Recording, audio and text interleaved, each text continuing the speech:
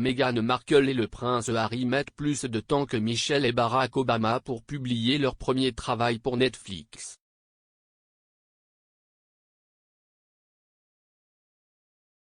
Meghan et Harry ont annoncé en septembre 2020 qu'ils avaient conclu un accord avec le géant américain du streaming Netflix. La société et les Sussex sont restés discrets sur la taille de cette collaboration, mais les experts dans le domaine ont estimé qu'elle pourrait valoir environ 71 millions de livres sterling, 100 millions de dollars.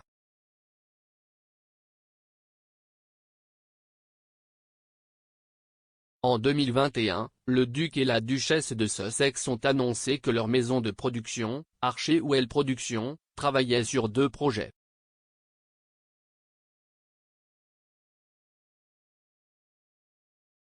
Cependant, 16 mois après l'annonce du partenariat entre les Sussex et Netflix, Meghan et Harry n'ont pas encore sorti leur premier produit pour le service de streaming.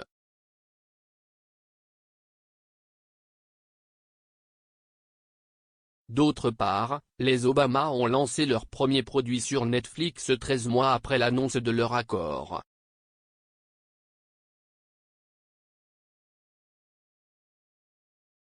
La nouvelle que l'ancienne première dame et président américain avaient signé un contrat avec la plateforme de streaming a été rompue en mai 2018.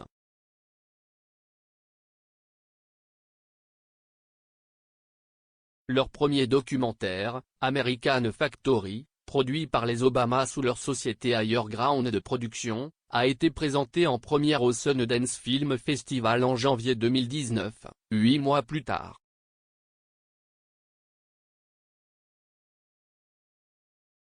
Il est ensuite sorti sur Netflix en août de la même année.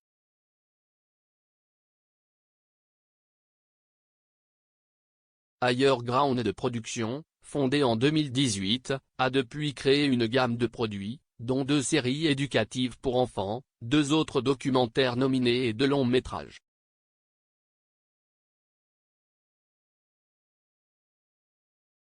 Tout comme Meghan et Harry l'ont fait fin 2020, les Obama ont également annoncé avoir signé un accord avec Spotify à la mi-2019.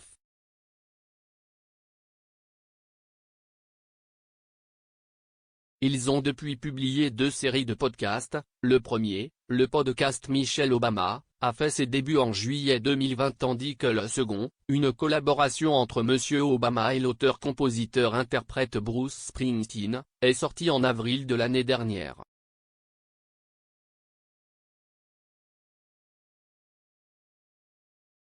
Les mois écoulés entre l'annonce de l'accord Netflix et la sortie de tout produit par les Sussex pourraient être dus à un certain nombre de raisons.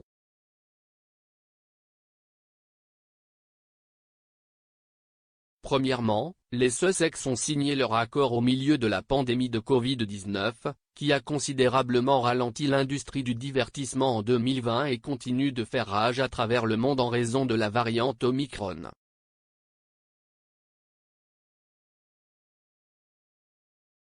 De plus, contrairement aux Obama, Meghan et Harry travaillent sur 2 séries multi-épisodes différentes plutôt que sur un documentaire unique, une décision susceptible d'affecter le délai d'exécution.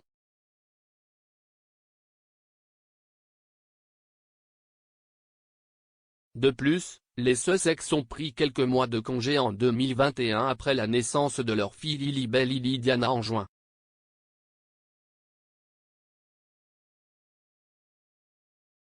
Et, en plus de leur rôle de producteurs, Meghan et Harry ont également travaillé sur d'autres projets au cours des derniers mois, à la fois pour des œuvres caritatives et à but lucratif.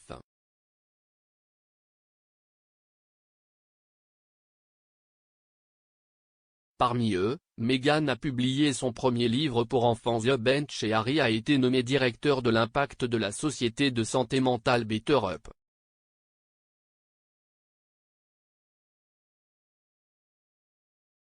Meghan et Harry travaillent actuellement sur 2 séries exclusivement produites pour Netflix.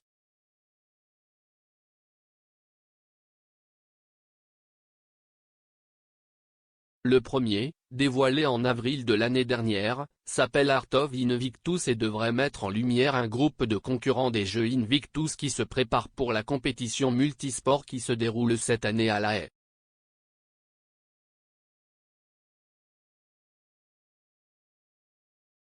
Ce projet est produit en partenariat avec l'Invictus Games Foundation, l'un des projets les plus réussis du prince Harry en faveur des militaires et des vétérans malades, blessés et blessés.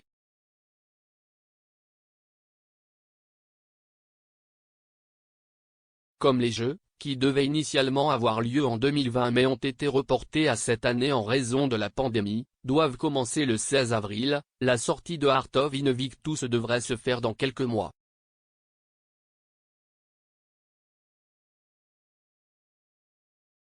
La deuxième série a été annoncée en juillet de l'année dernière et a reçu le titre provisoire de Pearl.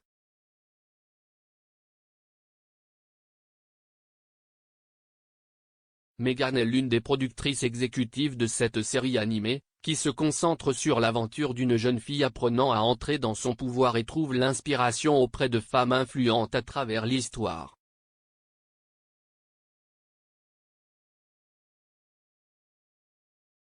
Plus tôt cette semaine, il est apparu que Netflix faisait de la publicité pour qu'un concepteur de production travaille sur l'émission, décrite dans l'annonce d'emploi comme une série comique d'aventure sincère en CG.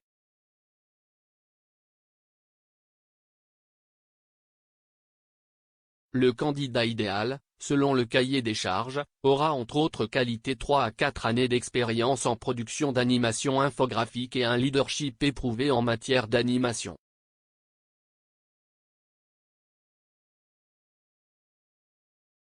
Le candidat retenu aidera également à développer, créer et soutenir la vision esthétique et à concevoir plusieurs mondes représentant différentes périodes de l'histoire.